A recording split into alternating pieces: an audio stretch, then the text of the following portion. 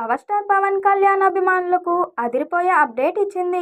Harihara Veeramallu movie team ఈ movie కొత్త విడుదల తేదీని ప్రకటించారు. పవన్ అభిమానులతో పాటు సినీ ప్రియులంతా ఈ మూవీ కోసం ఎంతో ఆసక్తిగా ఎదురుచూస్తున్నారు. ఈ మూవీ మే 9న రానున్నట్లు నిర్మాణ సంస్థ అధికారంగా ప్రకటించింది. పవన్ కళ్యాణ్ కథానాయకుడిగా రూపొందుతున్న periodic action adventure movie Harihara Veeramallu క్రిష్తో పాటు జ్యోతి కృష్ణ దర్శకత్వంలో ఈ మూవీ విడుదలకు సిద్ధమవుతుంది. 2 భాగాలుగా ఈ మూవీని రూపొందిస్తున్నారు.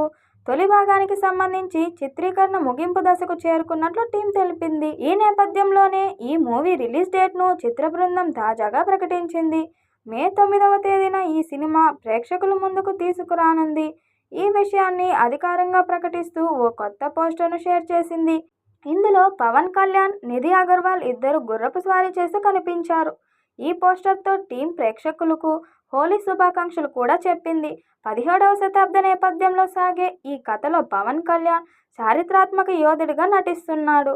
ఈ సినిమా ప్రారంభమై దాదాపు 3 ఏళ్లు పూర్తి అవుతున్నా ఇంతవరకు పూర్తి కాలేదు. ఈ సినిమా తర్వాత మొదలుపెట్టిన సినిమా పూర్తి అవ్వడం, రిలీజ్ అవ్వడం జరిగింది. కానీ హరిహర వీరమల్లు మాత్రం అక్కడే ఆగిపోయింది. పవన్ కళ్యాణ్ రాజకీయాల్లో బిజీగా ఉండటం, పీరియాడికల్ మూవీ కావడంతో ఈ సినిమా షూటింగ్కు బ్రేక్ పడుతూ వస్తుంది. గతంలో సినిమాను మార్చి 28న రిలీజ్ చేస్తున్నట్లు ప్రకటించారు.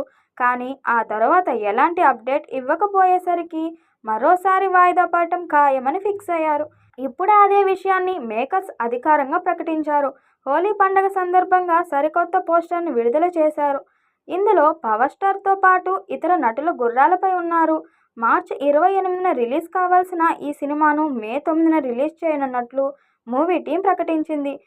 జ్యోతి కృష్ణ డైరెక్ట్ చేస్తున్న ఈ సినిమా 2 భాగాలుగా రానుంది. మొఘలుల కాలం నాటి చారిత్రక నేపథ్యంలో తెరకెక్కుతోంది. పవన్ కళ్యాణ్ ఓ విరోచిత బందిపోటుగా కనిపిస్తారట.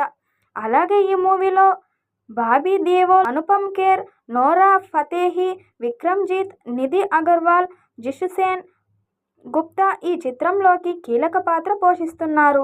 ఎంఎం కీరవాణి స్వరాలు అందిస్తున్న ఈ సినిమాను మెగా సూర్య ప్రొడక్షన్ పతాకం ప్రతిష్టాత్మకంగా నిర్మిస్తోంది.